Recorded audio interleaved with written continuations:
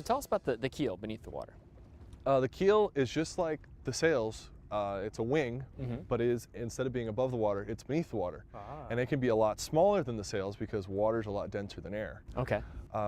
Basically, the keel creates lift beneath the water that prevents us from just sliding sideways. If we didn't have the keel, we'd have all this force against the sails, and instead of going forward, we'd go sideways. So the keel creates lift so that we actually go forward as opposed to sideways.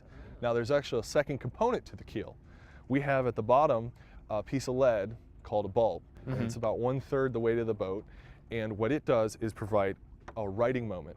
And basically, when the wind hits the sails, we leaned over, and the bulb at the bottom, through gravity, pulls us back to trying to keep us upright. Okay, so there's lift in the air. There's lift in the air. There's lift in the water. Yes. And then we actually benefit from both of it because they're in the same direction, and they keep us sliding along. Cool. Yes. All right. So what are you doing here? What is this? To steer the boat, besides the keel under the water, we have this thing called a rudder, which is another airfoil, or it's in the water, so I guess you'd call it a waterfoil. Okay. That's beneath here? At the back of the boat. And it's connected straight to this metal piece called this is called a tiller. Okay. And tiller extension. And basically the airfoil is just like this under the water, and as I push it that way, the boat turns down, and as I pull it towards me, it pulls up. And basically what I'm doing is I'm changing the angle of attack on the airfoil, and by doing that, it's creating more force one way and more force the other way. By being all the way back here, this force is translated into moving the back of the boat as opposed to moving the boat side to side. Oh, okay. That'd be really confusing in my car, going the opposite direction that I really want to head in. Yes. But been doing this for a long time? Yeah, I started sailing when I was 5. When you were 5? I wasn't riding a bike when I was 5. In order to know something about true versus apparent wind, we need to know about vector quantities. And those are quantities that are based in direction. So velocity, for example, that is how far you go in a certain amount of time, and that's a vector quantity. And right now, I am walking with a certain velocity in this direction. Now let's say I get on a moving walkway headed in this direction. I have a velocity in this direction, it has a velocity in this direction, and these are being added together in this direction. So I apparently move faster in this direction. And that's why we use these anyway, to go faster. Now let's say I'm moving in the opposite direction. So I'm walking in this direction, but the velocity of the moving walkway is in the opposite direction. Our velocities are still being added, but since they're in opposite directions, there's not a lot of forward motion. And if I don't move fast enough, I can actually move backwards, which would be negative velocity. Now, every motion of everything can be broken down into different velocities with different vectors. And when you add them all up, you get the motion that you're used to. Now, this is important because a boat responds to the apparent wind, which is the sum of its true wind, plus the wind created by the motion of the boat, both of which are vector quantities. Science is awesome.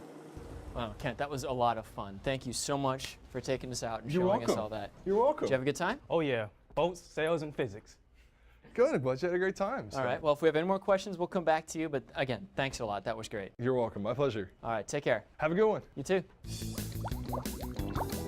That was pretty cool, huh? Oh, it really was, Professor Mike. The forward motion into the wind is a balancing act with forces and lift from the wind around the sail. Yeah, that's basically it. I hope all this helped you. Do you think you might do it again? I will definitely will in the near future. Oh, wow, great. I'm glad you had a good time. Thank you. But what are you going to do with all this stuff? You know, I don't know. I should have asked them about it while we were out there. Do you think they really know about this sort of thing? Honestly, I don't care. I just want to get out on the lake again. I mean, that's a question for another day. I know how you feel, Professor Mike, but you know what I'm going to do? I'm going to catch up with my friends. All right, you have a good time. Thank you, Professor Mike. See you later. Bye now. So let's say you're like me, and you don't have a boat that's docked at any of the harbors along Chicago's lakefront. Don't worry, there is still an entry point for you to learn about sailing. Young people might be interested in the Chicago or Columbia Yacht Club Sailing School. You don't have to be a member, and summer classes put kids on two-person boats called 420s. Older sailors and even families might enjoy Crew U at the Chicago Yacht Club or the Skipjack program at the Columbia Yacht Club. Finally, there's the Chicago Sailing School that holds classes on J-22s. All of this information can be found on the internet and at the cityscience.tv website. Thanks for watching. It's a nice weather again. Yeah, it was great all weekend. Looks like those boats aren't having any problems. Well, they are under a lot of pressure. Huh? Pressure? Yeah, like high pressure and low pressure, then more high pressure, and then more low pressure. High pressure again, then low pressure, then high pressure. Turn then on the low radio, pressure, will ya? More high Yep. pressure, and then even more low pressure, and much more high pressure, and low pressure, and more high pressure.